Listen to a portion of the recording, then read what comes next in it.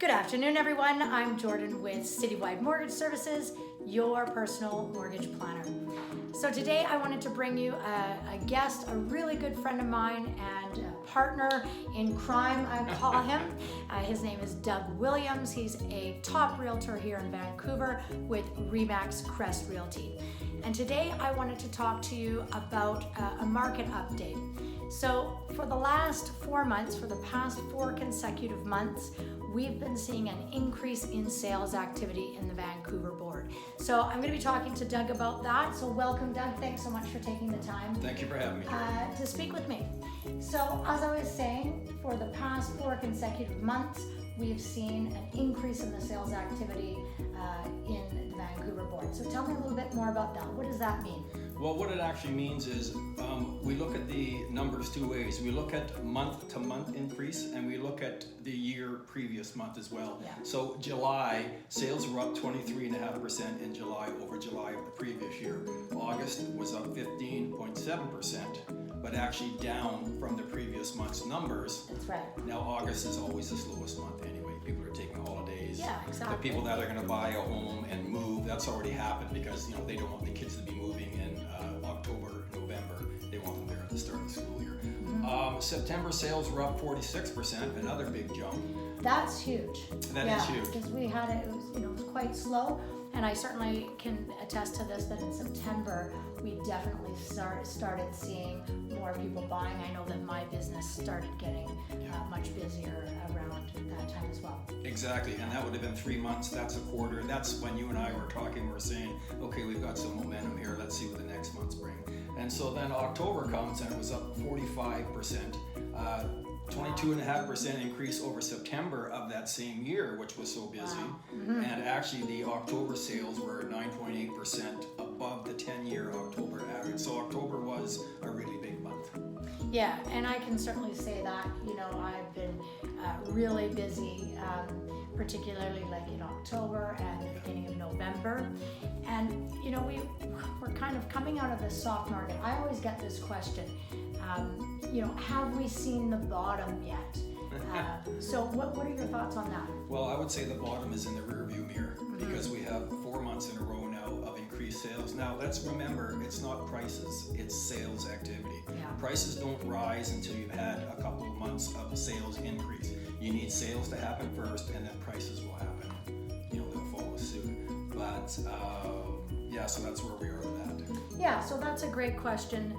So what does it mean for buyers? I mean, how does this translate to my clients and your clients who are looking at purchasing? So you're saying that it's not necessarily at this point going to affect the prices, but what can buyers expect to see out there?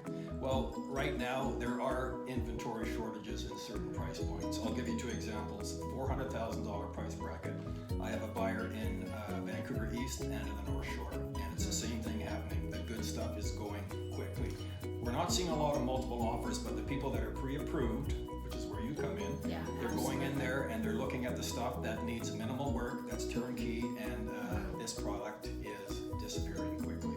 Yeah, I agree. A lot of my buyers have certainly been in that price point, and we're definitely seeing that it's slim pickings out there, right? I think when the market was down and over the past year, those are the properties that were picked up for investments, and newer, younger families, first-time home buyers getting in at that lower price point. No, that is the lower price point, but just anecdotally, on the Dunbar area here in the Vancouver West Side, I got calls from realtor colleagues about 3 weeks ago asking if I had any 50-foot lots coming on the market, because 50-foot lots are the ones that a lot of the people like to have so they can build new. Well, they're becoming scarce now. The ones that are tear down or redevelopment sites, so to speak, those are now selling, and people are knocking on doors looking for others. So different price points are doing different things, but there's 2 extreme examples: the 400,000 market to the 50-foot lot in Dunbar. Okay. Yeah. So what does this mean for buyers?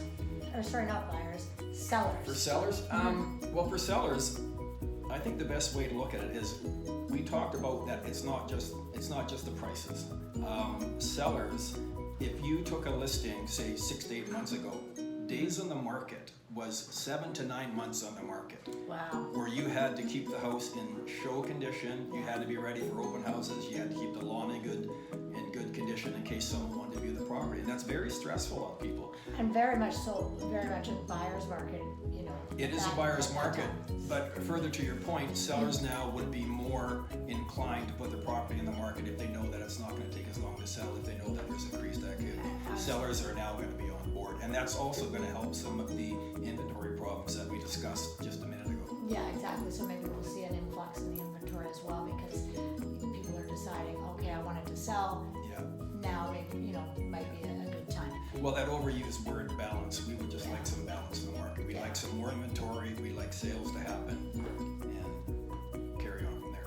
And so what do you think's kind of brought about this momentum? I mean, I can say that, you know, we still have very low, historically low interest rates. There has been a little bit of upward pressure on fixed rates, and so we've certainly been letting our buyers know, you know, now is definitely the time to get pre-approved, get your rate hold if you're thinking of buying.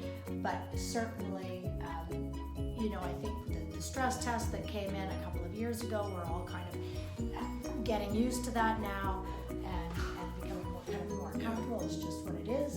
And so I certainly know that, you know, that's creating a little bit of momentum with our buyers. What do you think? I'll give you two quick ones. It's going to be on the media and on migration. As far as the media goes, as soon as the real estate stats are out from the previous months, they're released to the media and they put them out there immediately. So consumers know what's going on. Everyone talks about real estate now. So consumers know that we're in our fourth month, you know, 1, 2, 3, 4 months. Yeah. So the increase starts to happen. They start getting out there and start looking. Flock mentality? Well, possibly. Like, you know, But the everybody's buying. I better buy now. exactly, yeah.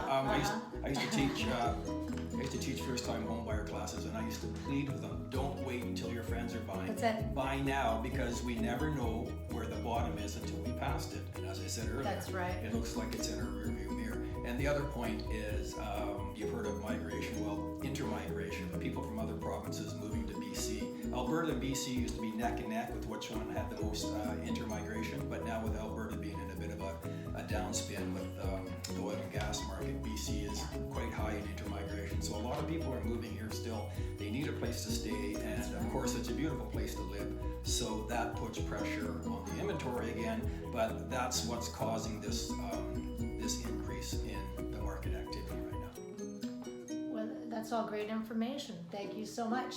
So what we can tell you as buyers and sellers, and of course I'm sure you represent both, but I can tell you as buyers right now, what's really important is to make sure to get your pre-approval.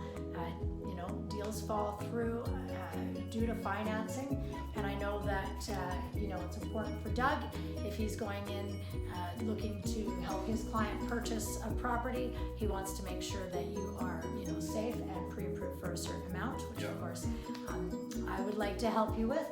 And also, Jordan, on the listing side too, when I'm dealing with my clients now that want to sell, pricing is so important.